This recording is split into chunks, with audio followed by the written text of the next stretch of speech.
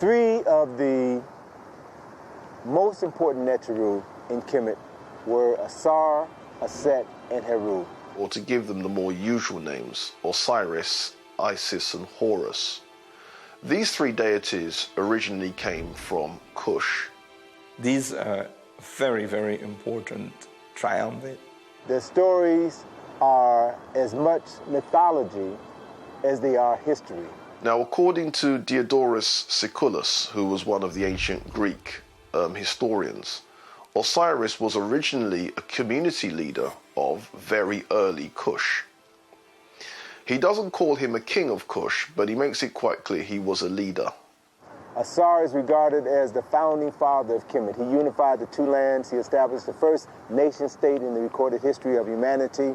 He is said to have introduced writing, the writing which the ancient Kemites referred to as Medu Neter, or the writing of God when it was written, or the words of God when it was spoken. He is also said to have introduced agriculture and theology.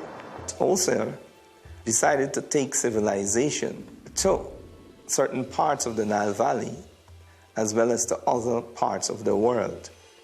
Asar married a beautiful Nubian woman by the name of Aset, who was his co-regent, not his inferior, his co-regent. And when Asar decided that he was going to travel to other parts of Africa to share his technology with his brothers and sisters on the continent, he left his wife Aset to run their nation. And he was very successful, very admired, and this provoked the jealousy of his brother, Set.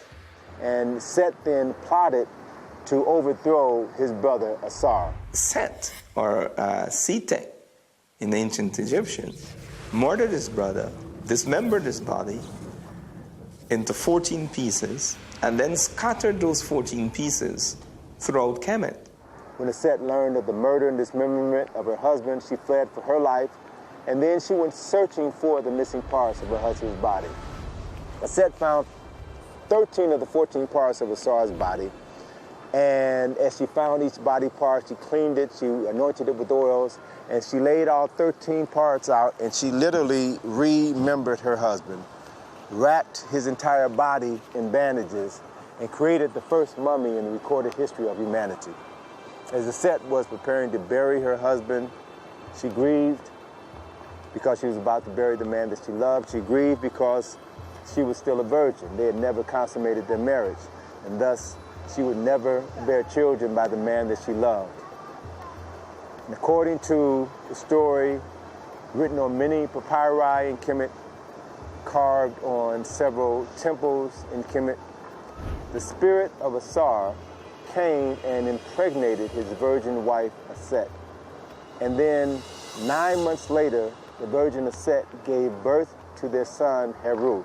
Now, in the case of Isis, or Set, she is the original Virgin Mother, and she is seen suckling Horus. He is shown as a child suckling his mother, and he's wearing the pharaonic headdress, making it clear that he was born a king. Haru is the son of Osiris, and he's the embodiment of order. He has to take over the kingship, and he has to do that through a struggle. So Heru was born, the son of a virgin. He was born with a specific purpose in life. That was to restore his father's kingdom, to do battle with his uncle Set and reclaim his father's throne. Heru would then take up his father's struggle, in a way, against his uncle Seth. One of those classic battles, not so much between good and evil, it's more a battle between order and anarchy. And Heru eventually triumphs over Seth. At that moment, Heru was miraculously transformed into a falcon. He flew into heaven to meet with his father Asar, told Asar of his victory over Set. His father blessed him, and Heru then returned to Kemet as the legitimate heir to the throne. And when he ascended to the throne, the symbol of the Heru Badet, the winged sun disk, was a symbol that was carved above the entrance of every temple in Kemet to serve as a reminder of Heru fulfilling the reasons for which he was born. And at the moment Heru reclaimed his father's throne, and was crowned the king of Kemet, his father Asar was resurrected from the dead and took his place on the throne of judgment.